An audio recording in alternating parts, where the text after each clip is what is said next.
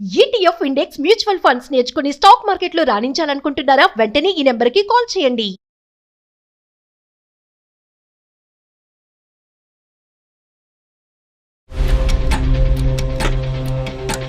కొంచెం మాటలు అవి ఇవి మీ పెళ్ళాం ఇలా చేసింది అలా చేసింది అనడం, అయ్యో. అలా చేయడం వల్ల మా హస్బెండ్ కొంచెం నాతో మంచిగా ఉండేవాళ్ళు కాదు సార్. కొన్ని రోజులు అయ్యాక కూడా అలానే సేమ్ రిపీట్ అవుతా ఉంటే నేను ఇంకా సరే విడిపోదాం అనేసి విడిపోయాను సార్. కొన్ని రోజులు మంచిగా ఉంటారు సార్, మళ్ళీ తర్వాత సేమ్ తిప్పించేస్తారు. వీళ్ళ వల్ల నాకు విడిపోవాల్సి వచ్చింది సార్. నైట్ రాకపోవడం, 1-2 నైట్ అలా వస్తారు సార్. భర్తతో టైం స్పెండ్ చేయకపోతే ఎలా ఉంటుంది సార్? రోజంతా పొద్దు నుంచి రాత్రి వరకు నేను ఒక్కదాన్నే ఉంటాను సార్ ఇంట్లో. మరి ఏమనుకున్నావు అమ్మా, బిజినెస్ చేసే వ్యక్తి అంటే కనుక మరి అలాంటప్పుడు ఎవరైనా రిటైర్ అయిన వాళ్ళని చేసుకోవాల్సిందేమో కదమ్మా. ఇది కూడా ఇలానే, అది కూడా అలానే కాదమ్మా. ఇది కాకుండా ఏమైనా సమస్యలు ఉన్నాయా? అఫేర్ ఉన్నట్టు తెలిసింది సార్. అడిగితే నేను ఇంతే, నేను ఉంటూ ఇంట్లోనే అది ఇది అని అనేసి చెప్పేవాళ్ళు సార్. నువ్వు నోరు మూసుకొని ఇంట్లో ఉండు, అంతేనా? ఎక్స్ హస్బెండ్ అయినా కొంచెం ఎలా అంటే నా గురించి ఆలోచించేవాళ్ళు మేడం, కానీ ఈయన అలా కాదు మేడం. సెకండ్ లైఫ్ నాకు సెట్ అవ్వట్లేదు అని అనిపిస్తుంది సార్. ఇప్పుడు తక్షణ కర్తవ్యం ఏంటి? ఆ పెళ్లి బాగుందా, ఈ పెళ్లి బాగుందా అంటే కనుక ఆ డ్రెస్ బాగుందా, ఈ డ్రెస్ బాగుందా అన్నట్టు అనుకోవటం కాదమ్మా. ఇది జీవితాలు. ఇది అది తెలుసో తెలియకో అక్కడ తప్పు జరిగితే ఇప్పుడు ఉండేటటువంటి సమస్య తెలిసి చేసినటువంటి తప్పు అయిపోతుంది. ఇద్దరు మగాల్ని అస్సలు కంపేర్ చేయొద్దు. అది వినటానికి ఊహించుకోవటానికి కూడా చాలా చండాలంగా ఉంది.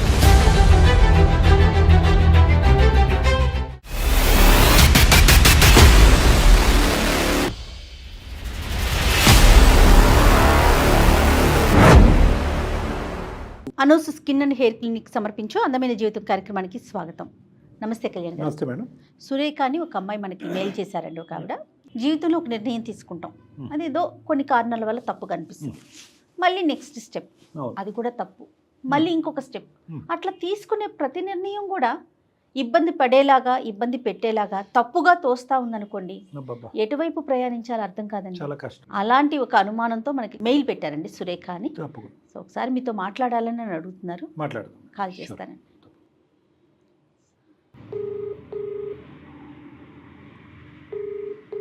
హలో. హలో, నమస్తే అండి. సురేఖ గారా మాట్లాడేది?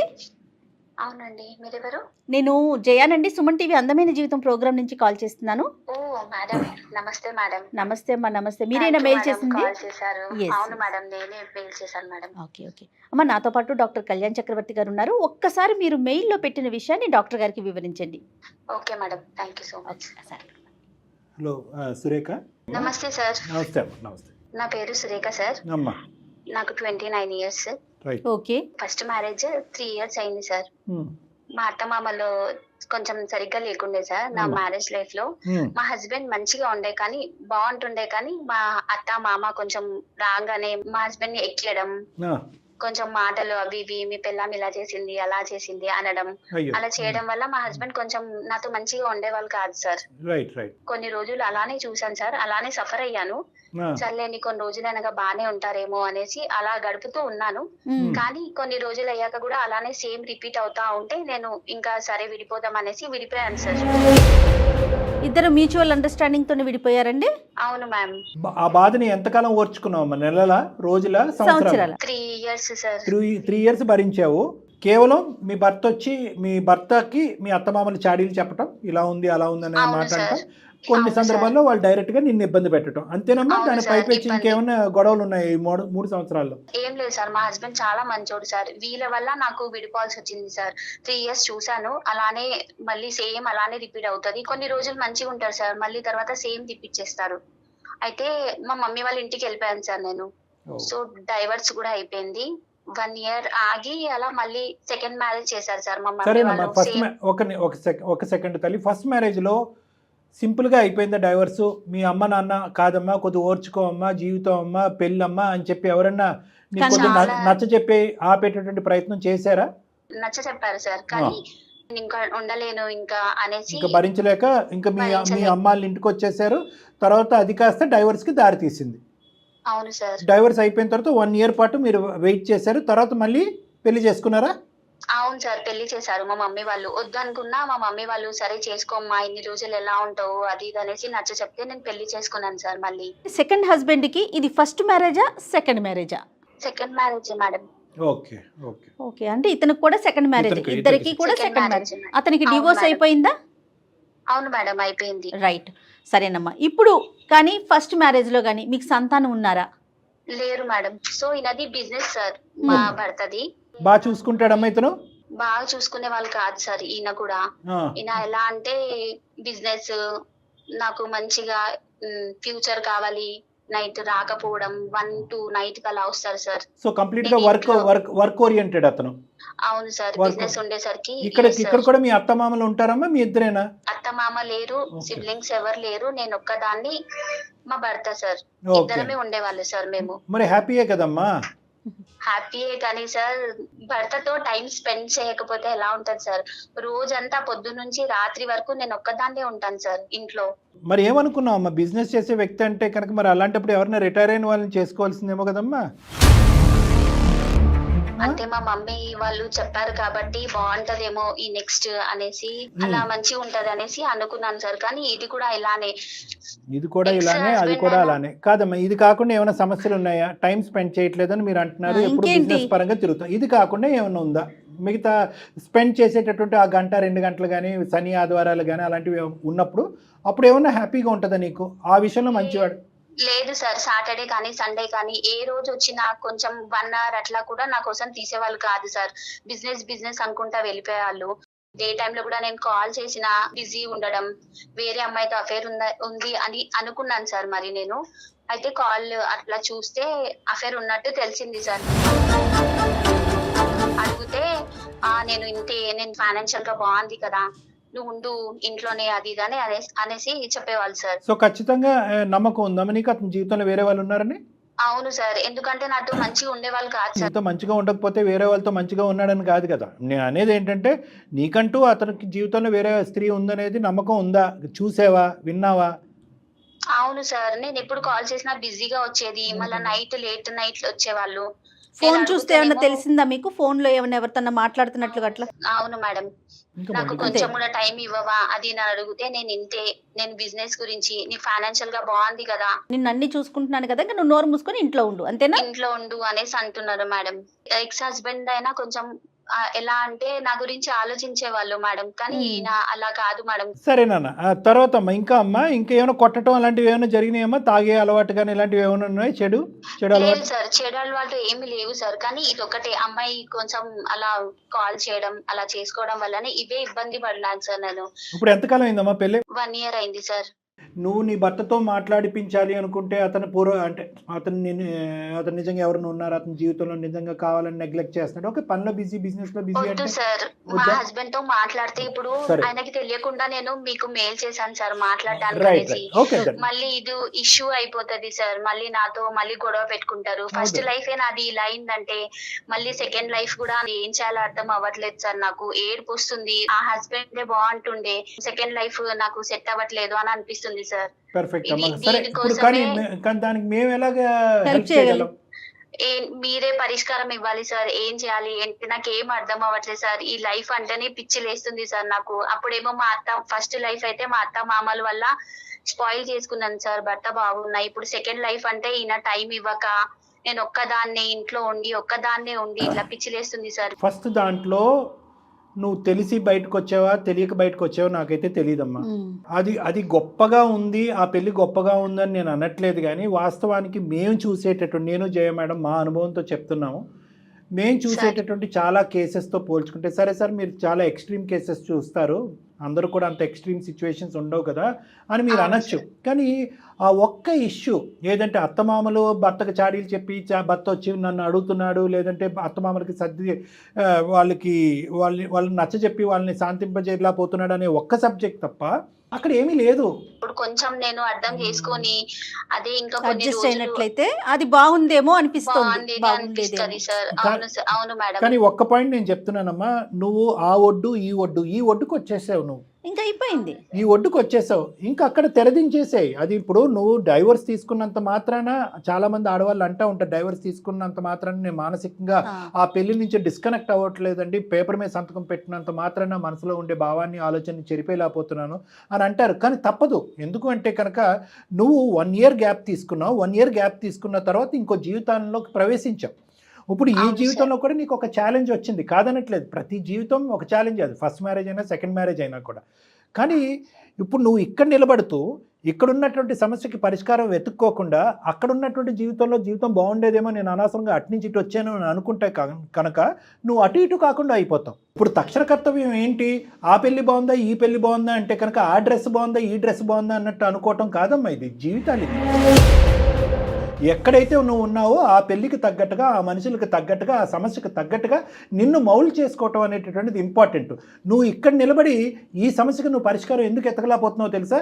ఇక్కడ నిలబడిన తర్వాత అట్లీస్ట్ ఆ భర్త క్యారెక్టర్ బాగుంది కదా, అట్లీస్ట్ ఆ భర్త నాతో సాఫ్ట్వేర్ ఇంజనీర్ కాబట్టి 6 వచ్చేసి నా పక్కన కూర్చునేవాడు కదా అని నువ్వు కంపేర్ చేసుకుంటున్నావు. కాబట్టి ఇక్కడ నీ భర్తను ఎలా మార్చుకోవాలి, ఇతనితో ఏ విధంగా మాట్లాడాలి, ఇతనికి ఏదైనా ఒక చెడు అలవాటు ఉంటే కనుక ఏ విధంగా అలవాటు నుంచి అతన్ని తప్పించాలనే ఆలోచన నువ్వు శ్రద్ధగా పెట్టలేకపోతున్నావు.